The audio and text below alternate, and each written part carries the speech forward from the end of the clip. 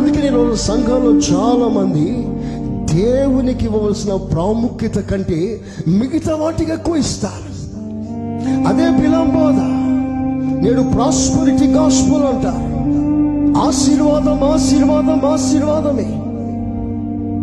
నువ్వు ఏది చేసినా పర్వాలేదు, దేవుడు నిన్ను దీవిస్తాడు, నీ ఇల్లు దీవిస్తాడు, నువ్వు వ్యాపారంలో పెరుగుతావు, నువ్వు వర్ధిల్లుతావు. ఈ మాట తప్ప సంఘాన్ని హెచ్చరించే బోధ సంఘాల్లో తక్కువైపోయాయి. ఫోకస్ ని మార్చేశాడు, డెస్టినేషన్ మార్చేశాడు.